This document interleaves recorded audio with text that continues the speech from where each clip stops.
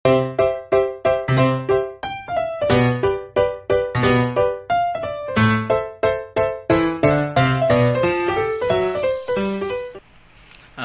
araw mga kabarangay. Nandito po tayo sa ating super warm room.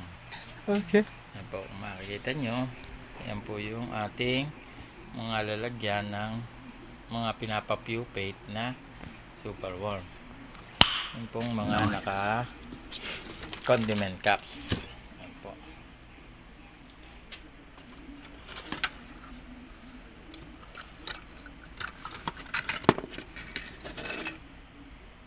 Yan po sila. Lahat po yan may laman. Yan po. Yan po, ito yung ating cabinet na malaki. Yan po yung binalagyan po natin ng maraming super warm. Ngayon pong araw na to, ipapakita ko sa inyo kasi po may nakuha akong isang medicine cabinet lalagyan ng mga underwear na luma na. Kaya ngayon, provide natin, gagawin nating DIY na cabinet para sa ating mga super warm. Doon natin ilalagay yung ating mga beetle na makukuha. Kasi dito sa malaki na to, yung mga super warm ang ilalagay natin. Yan.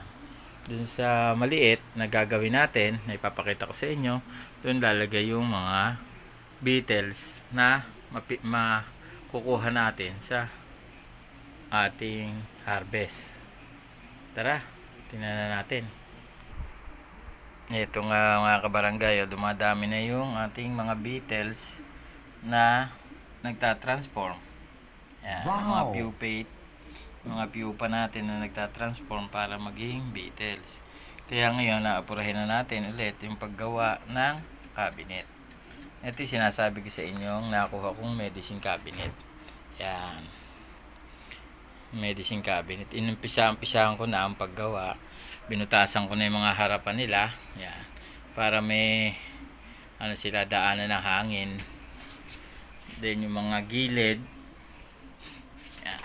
Yung gilid, binutasan ko na rin. Yan. Para pag-uumpisa, mabilis-bilis na ipapakita ko sa inyo. Para hindi na kumain ng mahaba-habang oras. Ito ay lalagyan ng mga underwear noon. Inayawan na ng aking asawa, kaya ngayon gagawin natin para mapakinabang kaysa itapon. Kaya papakita ko sa inyo kung paano itong mga beetles na to ay malalagay dito. At kung paano hihiwalay from beetles yung kanilang mga iitlog para hindi nila makain. Ang mga kailangan natin gamitin ay ito, wire mesh na pino. Okay. Wire mesh na pino. Ayan, meron po akong isang yarda rito. Saka po gunting. Ayan po, gunting. Ito po, soldering iron. Pambutas po natin sa mga gilid-gilid at saka sa mga harapan ng ating gagawing cabinet. Ito po yung ating glue gun. Opo, kailangan natin ng glue gun. Yan. At mga kabarangay, dahil may glue gun tayo, siyempre, kailangan din natin ng glue stick. Meron tayong glue stick. Itong glue gun at saka glue stick ang gagamitin nating pandikit dito sa wire mesh na gagawin natin. Kaya ang gagawin natin ay yung ilalim nung cabinet. Ito. Sasample ko sa inyo. Yan. Ito yung sample. Yan. Buo yan. Yan. Pero sinira ko po. Yan. Ginawa ko siya. Yun yung dito natin ilalagay itong wire mesh na to. Susukatan natin to. Itong isang drawer na to na maliit. Ay susukatan natin ang wire mesh. Nakakasya dyan. Tapos ididikit natin gamit ang glue stick gun. Yan. Yun po ang gagawin natin. Para po ma-separate yung beetles at saka yung kanyang mga ilelay na itlog. Tara, umpisahan na natin. Una, magkakat tayo ng wire. Tanggalin na natin yung tali. Yan. Yan mga kabarangay.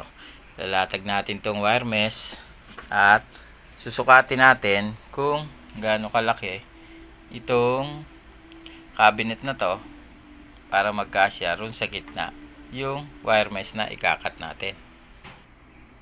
At yun na nga po mga kabarangay, nakakuha na tayo ng 2 piraso na wire mesh. Yan. Kinat na po natin, pre-cut na po natin. At nahawak ko po itong CP, hindi makita kung paano ikakat. Yan po. Kasi po, dalawa yung ating gagawin na ganito yung cabinet. Lalagyan natin ng screen wire mesh. Wire mesh. Opo, lalagyan natin yan. Napapakita ko sa inyo.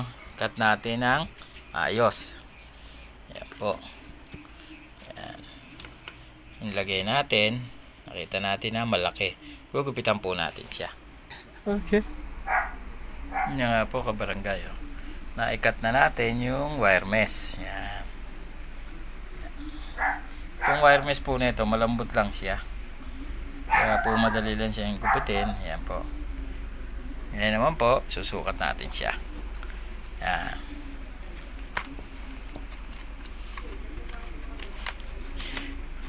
Yan, sinukat na po natin siya kanina. Yan. Sakto lang po siya. Para po ano rin sa loob. Siya yung maging pinakailalim. Yan. Yan naman po. Kukunin po natin yung lugan. Lugan, lalagyan natin ng bala, syempre glue stick, lagyan natin, yan po. Tapos ngayon ipa-plug natin dito sa outlet. At yun na nga po mga kabarangay. Ito na yung glue gun natin, malabas na siyang yung sa bala niya, yung sa glue stick. Umpisa na natin yung sukat. Ito po yung wire mesh natin. Lagyan muna po natin yung 4 na sulok niya. Yan po. Lagyan natin ng glue stick. Yan po. Para may guide tayo kung saan natin patatamain yung ating wire mesh. Yan, pati po yung mga gilid. Tapos po, pag ano nyan, madali po kasi tumigas, dikit na po agad natin yung wire mesh. Yan po. Lang natin. Dikit lang natin siya. Ayun nga po. Mga kabarangay, dumikit na siya.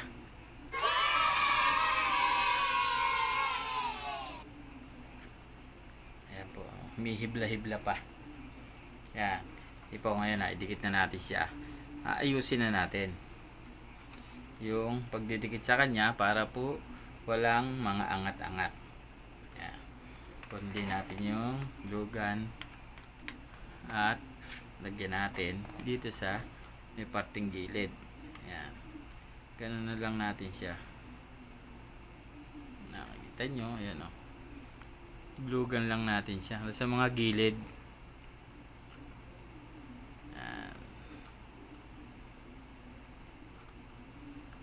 Para dumikit siya. Kasi po pag hindi siya dumikit, napapansin nyo, may dikit na siya, no? Yan. Yung 4 na sulok, puro ganun ang gagawin natin. Dikit natin siya.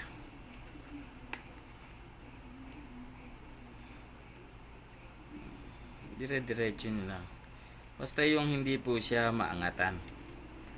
Kasi po pag nakaangat, makakatakas yung superworm natin o yung beetles pala na ilalagay natin dito. Makakatakas siya pag di natin pinagbuti yung pagdidikit. Ganun lang. Ganun lang din puro sa 2 sulok pa na natitira. Yan. Ano lang din po natin. ano yun lang po natin na maidikit. Kasi po, pagka hindi na-dikit, angat siya. Kaya, simpanin natin na maidikit siya. Kasi po, sayang yung effort natin pag hindi siya dumikit. Yan, medyo tutulak-tulak nyo po. Dumidikit. Kaya kukuha tayo ng ating tong. Yan, yung ilalim po niya, yun ang pang didikdik natin. Yan. Para po sumiksik siya ng gusto.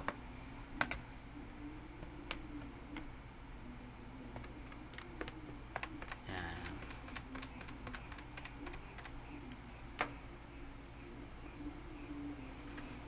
Tapos po, sa pinakahuli, ayan, angat pa po siya. Oh.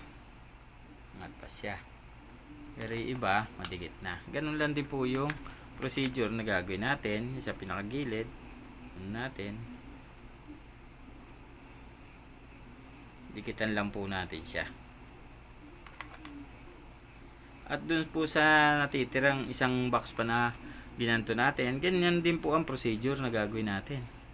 Para po mapakinabangan natin yung mga cabinet na ganito na ayaw na sa ating bahay. Gawin natin alagaan ng superworm para mapakinabangan kaysa maibenta lang sa magbubuti na ubod ng mura, o kaya maitapon lang, masigaan. Gawin na natin, pagyamanin na natin kung ano yung magagamit natin para sa kanya. Yan na natin, gamitin natin para sa ating superworm, para hindi na natin kailangan maglabas pa ng pera para lang bumili ng panibagong lalagyan. Ito nga pong ano to, cabinet na to. Yan, pinagpalitan din namin. Balak itapon na rin noon, okay pamigay. Ay kinuha ko na lang po para lagayan ng superworm. Buti na lang at pumasok agad sa isip ko bago namin na ipamigay yung Durabox na yan. So, ganun lang po, di ba? Nakita niyo po. Kaya po siya medyo lundo. Yan. Ayun po yung ilalim niya. Medyo lundo po siya. Nandito po kasi yung parang lobo niya. Ang pinorpose ko naman po, kaya nandito yung parang lobo niya, di ba rin lumobo. Kasi po, pag nilagyan natin siya ng beddings at saka superworm, mauhulog siya, bababa po siya. Kaya magiging pantay din siya. Kaya ayos lang yung ating ginawa. Kaya kumpletuhin lang po natin. Yan. Yan lang natin kung matibay, kung na itutulak. Yan. Gawin na natin. Diba, nalagyan na natin sa loob. Yung pong likod. Yan. May pagitan po yan eh. Yan. Kung mapapansin nyo po, may pagitan po yan oh, na angat pa. Yan. Yan naman po ang lalagyan natin ng glue stick. Yan po, didikitan natin. Didikitan po natin dito. Ayan, kung nakikita nyo from dito, ayan, para po dumikit yung gilid nya pati ilalim, para maglunduman po siya, hindi siya masyadong malalaylay dahil may dikit siya. Dikitan natin, tuloy lang natin dikitan hanggang sa mapalibutan natin yung apat na sulok niya, yung apat na gilid niya pala. Madali lang naman po itong gawin, kaya lang sa mga bata, ayan, ubos po yung bala natin.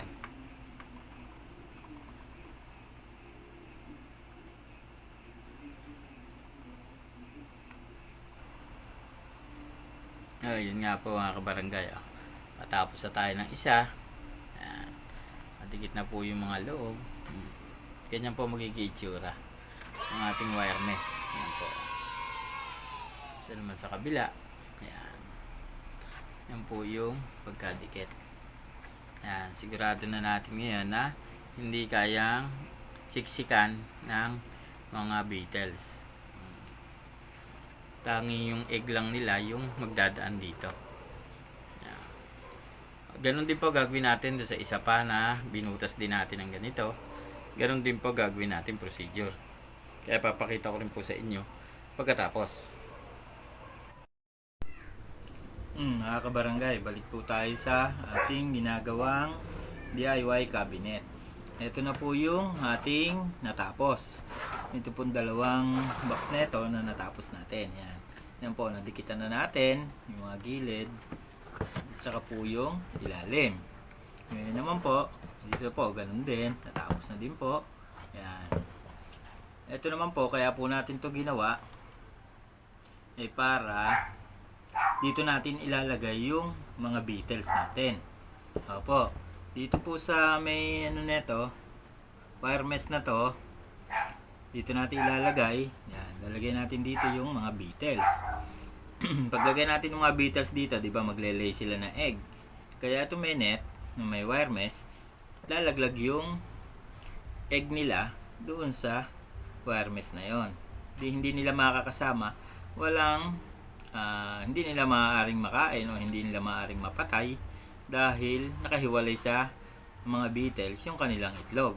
Ngayon naman, yun namang buo, ito naman yung buo. Ito naman po yung buong box na gagamitin natin. Ito po sa first layer, itong may wire mesh. Ito sa second layer. Bali po ganyan ang mangyayari niya. Kaya po lahat ng eggs na babagsak, masasalo po nung pangalawang layer na to. Kaya po dito na siya mag-hatch. Kaya po ang gagawin natin, hindi na po yung palit-palit pa tayo ng beddings. Dahil po rito, ay lalagyan din natin siya ng sariling bedding sabang bumabagsak. Maaari pong may maiwan pero ilan-ilan lang po. Pero kung po karamihan, dito siya babagsak. Kaya po yung ating bali 5 ano po yan, tray na ano natin dito sa ating box na ginagawa, super warm na ginagawa. Ito po, tatlo po yung buo, yung hindi po natin nilagyan ng wire mesh. Tatlo po yan. Ito po yung pangatlo, may laman pong mga pupa at saka po mga beetles na bagong hatch, bagong evolve. Yan po. Okay, ang gagawin natin ngayon, papakita ko sa inyo kung paano ang gagawin. Umpisa na po natin. Kunin po natin itong isa na pangilalim. Tapos po ipapatong natin dito. Yan, ganyan po ang mangyayari.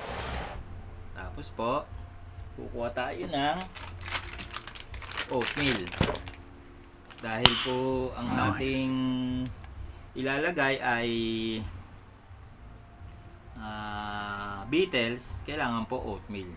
Nga po, sinabi ko po sa nakaraang vlog, tingnan nyo na lang po yun sa taas, yung recommended po sa taas, para po malaman nyo kung bakit Quaker Oats o oatmeal ang ating ginagamit sa ating mga beetles.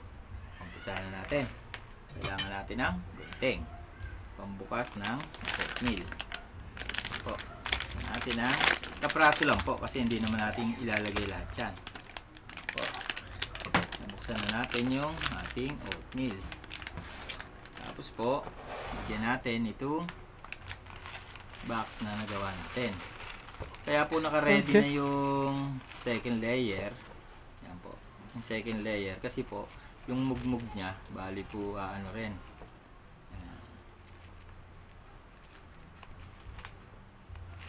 Yan. Lagyan po natin siya ng second layer. Yan. Layer po yan. Mainipis lang po ang gagawin natin para po maging silbing pagkain na rin po nila to ng mga beetles. Yan po. Lagyan natin. Nakita nyo po, yung sasabi ko kanina, may mga mugmug. Yung yan. Ang gagawin po natin ngayon ay ito. Yan po. Dito po yung ating mga bagong evolve na pupa na naging turn. Ito po yung bagong bago na kabibital pa lang. Yan po. Puti pa siya. Lagyan rin natin dito sa bago. Tapos po yung iba, yan, kulay mamula-mula. Yan. Maputi-puti pa rin po. At sumunod po, ito ng kulay red. Red na siya. Yan po, kung maaari po, yung puti, hindi pa natin ililipat o hindi pa natin gagalawin. Kasi sobrang lambot pa niya. Pero po pinakita ko lang sa inyo na po pwede na po kung talagang kinakailangan at yun lang po yung time na ano natin para maglipat ng mga beetles, wala na po tayong magagawa. Talaga pong yun na ang anuhin natin. Kasi po, pare-parehas din busy. Kaya ililipat na rin po natin siya. Basta po yung pagka kayo maglalagay ng pupa, yan po, lagi kayo pong merong wet tissue. Okay.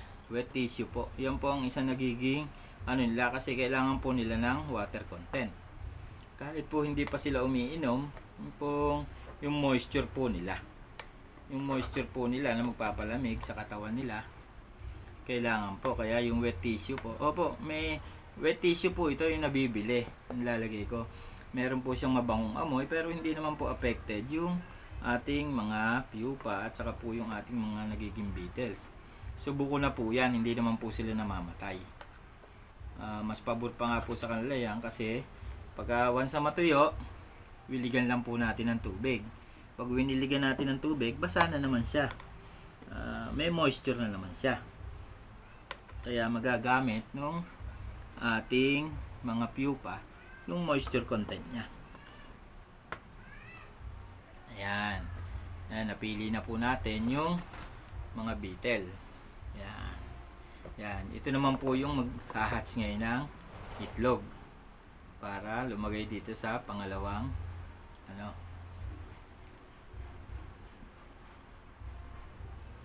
At yun nga po mga kabarangay, natira na yung mga pupa dito sa isang tray. Ngayon naman po, ang gagawin natin, ito na po yung ating mga nakuhang beetles. Yung second layer naman po ang gagawin natin. Kasi pagka nag-lay siya ng egg, kailangan meron din siyang beddings sa kabila. Yan, yung ilalim. Kaya po ang gagawin natin, lalagyan po natin ng chick booster. Chick booster naman po ang ilalagay natin. Yan. Na-preheat na po ito para po mamatay yung mga bokbok. Yan po, kung makakita nyo, may mga bokbok nga pero patay na po. Ito po yung mga other bugs. Yan. Hindi naman po siya masyadong makapal. Kasi po pagka masyadong makapal, mag-ano po siya, magmo-molds. Yan. Basta malagyan din po natin lahat para pagbagsak ng itlog ay meron na siyang beddings at meron na siyang pagkain tuloy. Yung itlog pagka siya napisa. Kaya po yan. Yan natin. Yung pong dalawang ganito rin gagawin natin. Yung may wire mesh. Yung dalawang wala, ito naman po yung ating gagawin para abang dun sa mga itlog na ilelay nila. At yun nga pong isa, yung lalagyan ng pupa. Yun, para po tayo hindi malito, tuturo ko po sa inyo kung paano ang gagawin. Lalagyan natin sila ng name tag, bawat isa. Lagyan po natin sila ng name tag. Iharap ko po sa inyo. Yan. Makikita nyo po sa harap. Ito po. Kasi po, ito po yung magiging front ng ating mga cabinet. Kaya po, bawat isang cabinet, lalagyan natin ng name tag. Kukuha po tayo ng paper tape. Yan. Kailangan po natin ng paper tape.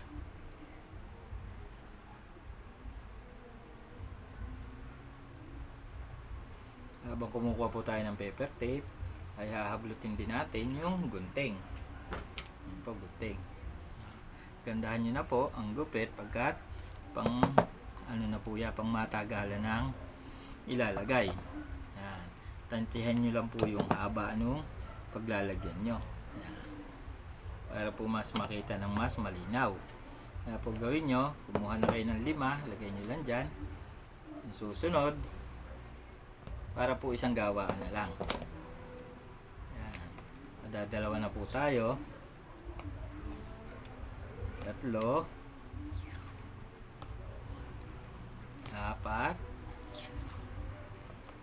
5 para sa 5 cabinet.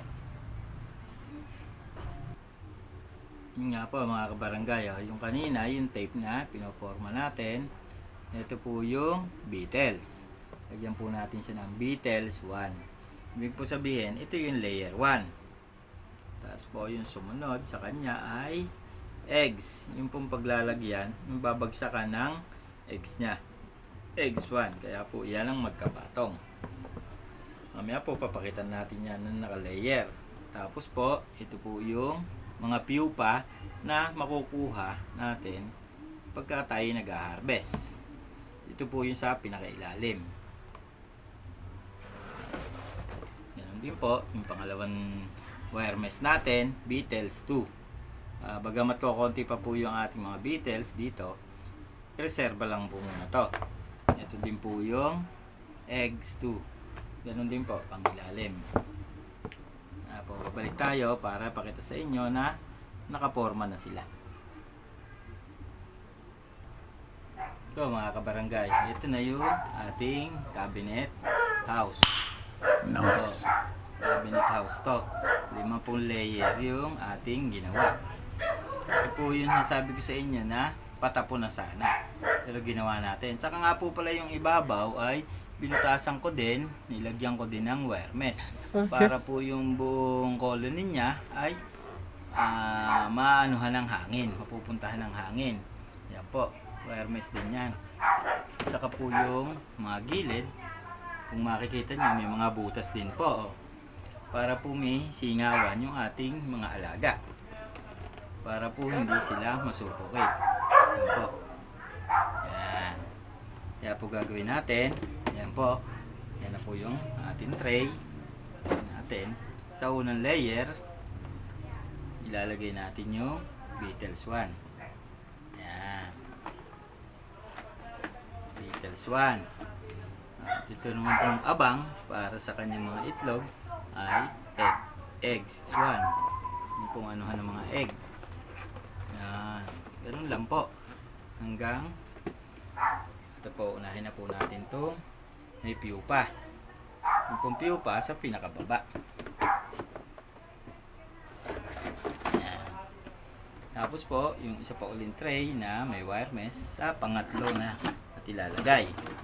Dahil po, yung pong isa na walang laman pa, dahil di pa po natin lagyan ng beddings dahil po baka lang gamin lang siya dahil wala naman po siyang nakalaman. Lagay na natin. Yan na po ang itsura ng ating DIY super warm box. Wow!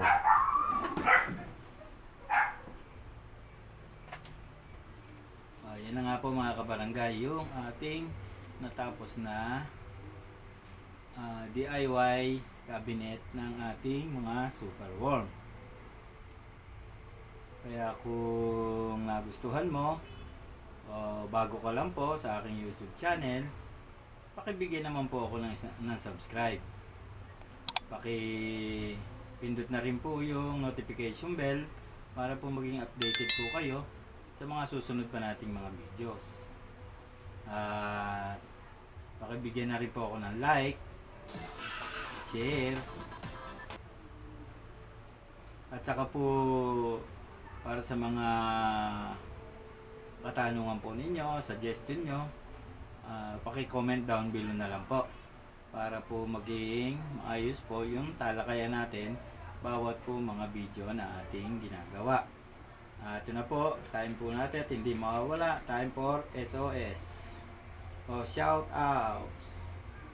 Shout out kina kabarangay na Paulo Agbayani, kay kabarangay na LC Gaming, kay kabarangay na Ron Michael, kay kabarangay na Jong Taklas, kay kabarangay na John Hordy Lorenzo, kay kabarangay na Riel Jan Lapinig, kay kabarangay Marnel Flor, at sa aking kakambal na si Barangay ni Daboy 2.0, at sa aking number 1 na taga-subaybay si Mary Ann Suniga.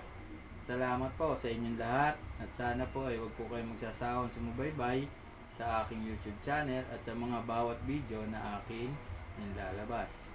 Paano po mga kabarangay? Paalam!